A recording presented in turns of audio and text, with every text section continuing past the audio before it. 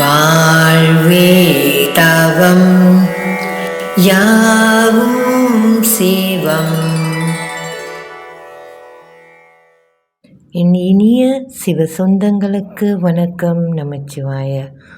மன்னிப்பு என்பது பிறருக்குன்னு தான் நம்மளுடைய எண்ணம், அவங்கள மன்னிக்கணும்.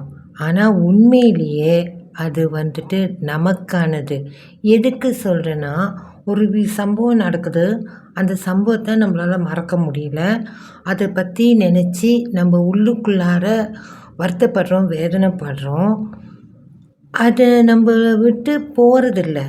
மன்னித்தால் மட்டும்தான் அது விலகும். ஆகையால் நம்ம மன்னிக்க பழகணும். அப்போ தான் அந்த பதிவெல்லாம் நம்மளை விட்டு வெளியே போகும். எதை மன்னிக்கணும்? விஷயம், பிறர் நமக்கு விளைவித்த துன்பங்கள், கஷ்டங்கள், ஏதோ ஒன்று நம்மளுக்கு ஏற்புடையதாக இல்லாத விஷயங்களை மன்னிக்கணும்.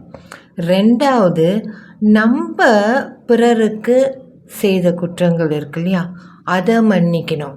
3வதாக ரொம்ப முக்கியமானது, நமக்கே பல வகையான துன்பங்களை அறியாமையின் காரணத்தினால நம்ம நிகழ்த்தியிருப்போம், அதையும் மன்னிக்கணும். எப்படி மன்னிக்கிறது? இறைவன்கிட்ட சொல்லி பிரார்த்தனை பண்ணி இப்படி இப்படி இருக்குன்னு அவர்கிட்ட ஒப்படைச்சி அதிலிருந்து மன்னிப்பு கேட்டு வெளியே வரணும். அதற்கு பிறகு அன்னார சிந்தித்தாலோ அந்த சம்பவம் நினைவுக்கு வந்தாலோ நமக்குள்ளார வலி வரக்கூடாது. மறுபடியும் வலி இருக்குன்னா நம்ம முழுமையாக மன்னிக்கலை. மன்னித்து பழகுவோம், ஆனந்தமாய் வாழ்வோம். ஏன்னா நம்மோடு இருக்கும் ஈசன் நம்மளை தொடர்ந்து வழிநடத்தி கொண்டே இருக்கின்றான்.